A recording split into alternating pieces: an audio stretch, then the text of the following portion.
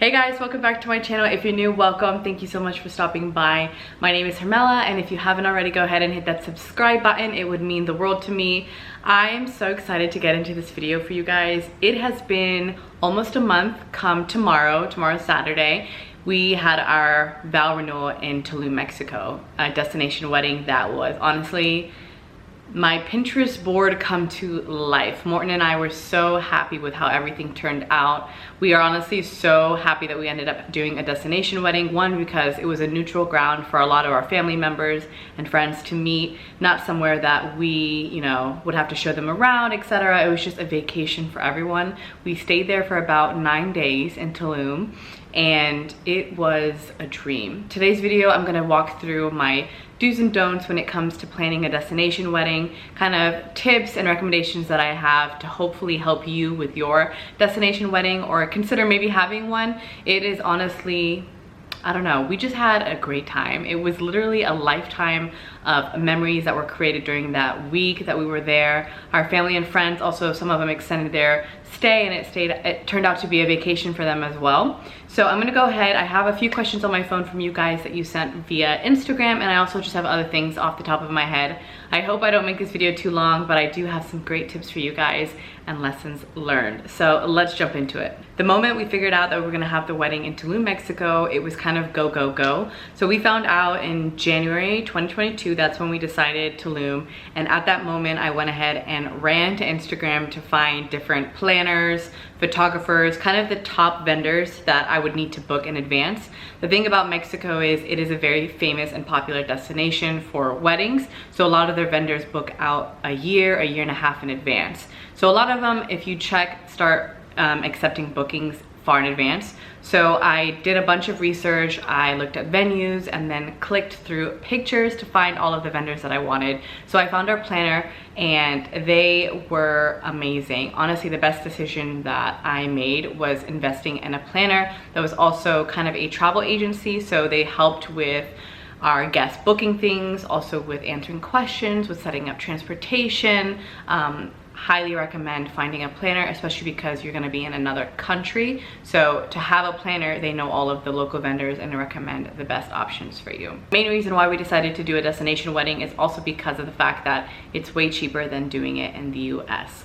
A lot of cities here, weddings can be so expensive, but I felt like the prices we paid in Mexico weren't technically so cheap, but more so the fact that our money went further. So for instance, the venue that we ended up booking and selecting, the money that we spent there came with the catering, with the drinks, with the food, the tables, the chairs. So they had different packages that they offered, but that one price included all of those things. So it was amazing because we didn't have to worry about finding other vendors for those different things. Staying on the topic of vendors, I highly recommend doing the research, going through Instagram, through YouTube, and finding vendors that are local to that destination.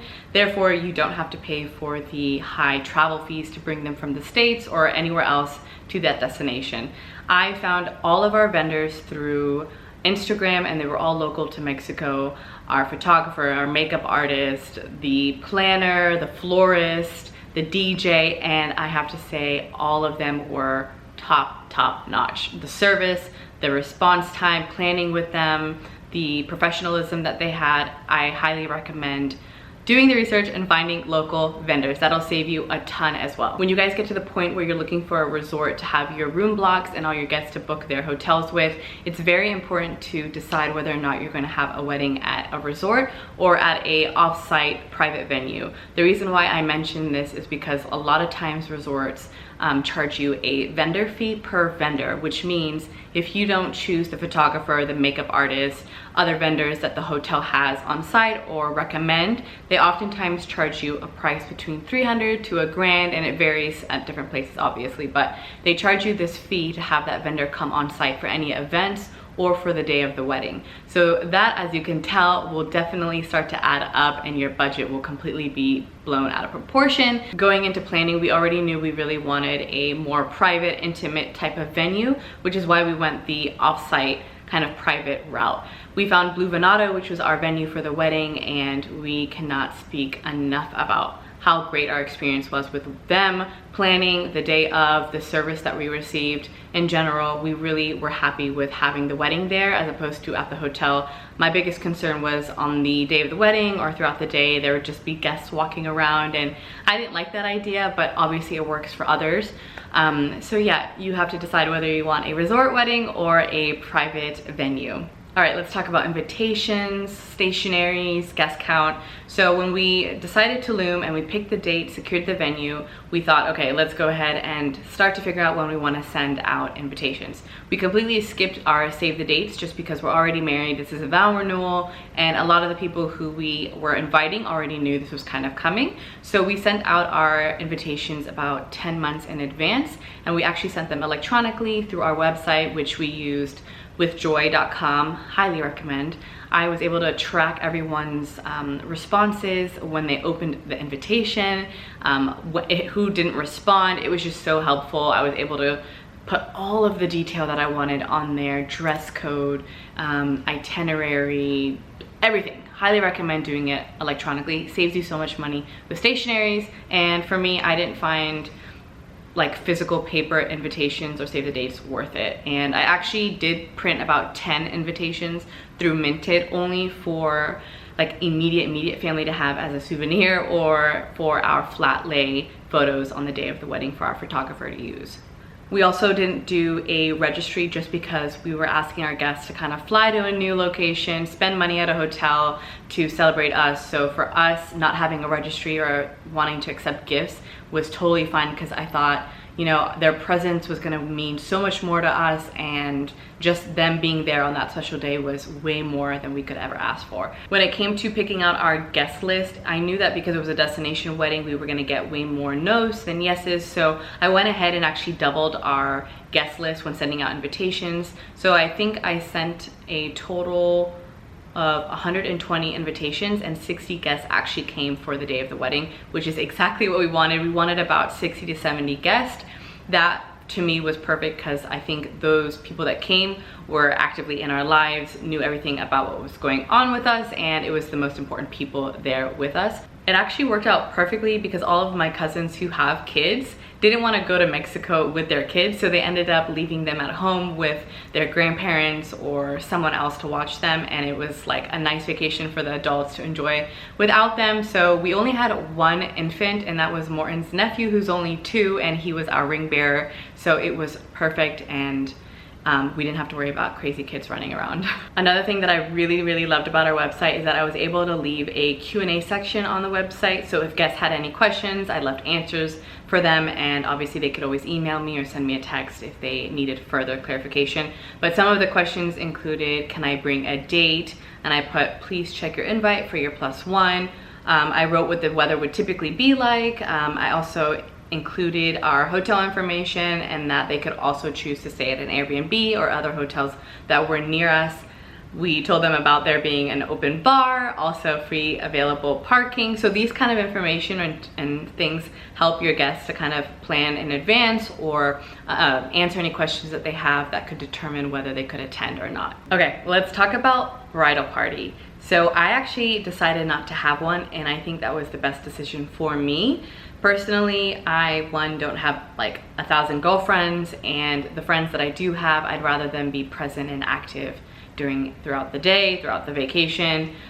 Same thing for Morton. We both have like a solid 3 or 4 best friends that have been through life with us, and we would rather have them enjoy the day without the pressure of planning things, like outfit coordination. We're not that type of people, and also it takes away a lot of stress for a lot of people. So we kind of decided not to have the bridal party. So for the ceremony, Morton walked down the aisle, then his sister and nephew came down with the rings, and then I came down the aisle with my mom. So it just also sped up our entire ceremony process and took away from all of that bridal party duty type of stuff. So highly recommend doing that if you're on the fence of having it or not. Obviously, both options are great, and do what's best for you. This topic kind of leads into the events leading up to our wedding. So we arrived on a Wednesday, and our wedding was on Saturday. So Wednesday we checked in, settled, got to have our final planning meeting with our planner,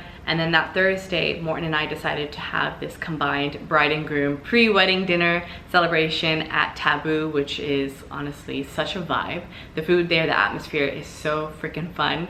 It honestly was such a smart idea for us. We had about 20 to 22 of our closest friends there. Morton's friends, my friends, some of my cousins also, and we just got to let loose. Like, drinks were flowing. We didn't have to worry about a hangover the next day because the next day was still Friday and it wasn't the day of the wedding. So we stayed there, I think, until like 11:30, which was perfect. Nobody was too tired or too hungover. Highly recommend doing something like that instead of having like another bachelorette trip if you're doing a destination wedding, because everyone's already there and you don't have to worry about the additional cost of planning something like that.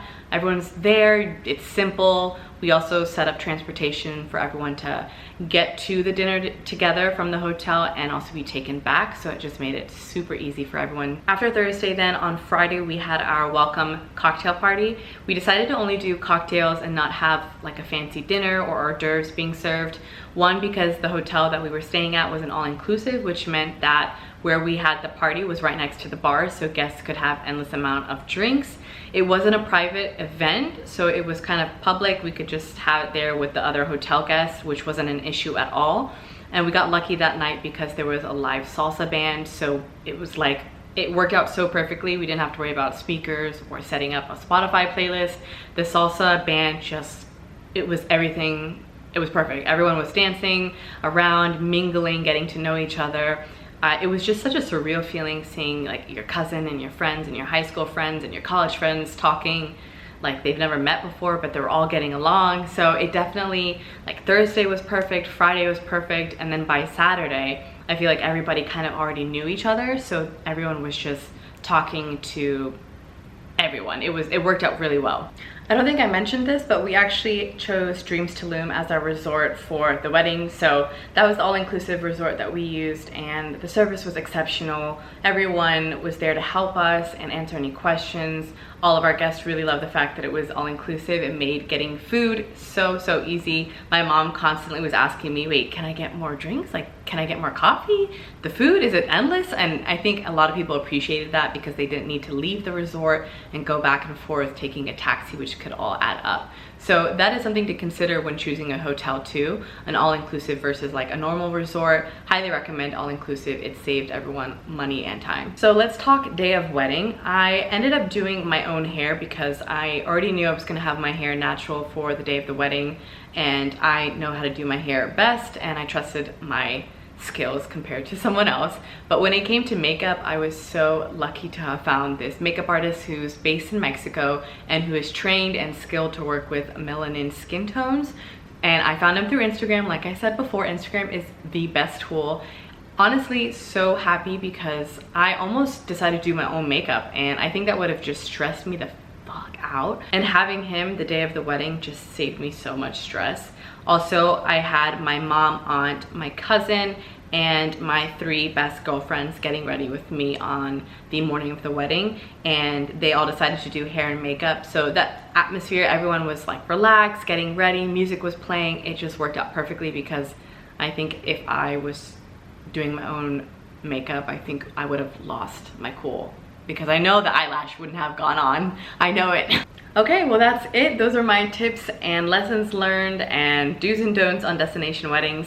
I hope you guys found that helpful and not too boring and long. But if you have any more questions, let me know down below and I will make sure I answer them quickly and on time. And also, I will have all of the vendors that I use down below, so you guys can go ahead and check them out if you're planning to have a wedding in Mexico or Tulum specifically. A lot of them actually travel throughout Mexico in general, so if you're curious, go ahead and look them up. Also, what else can I share? I have a lot of pictures already posted on my Instagram, so if you want to check them out, I'll have my Instagram link down below. But thank you guys so much for watching, and I hope you enjoyed. I will see you guys in the next video. Bye!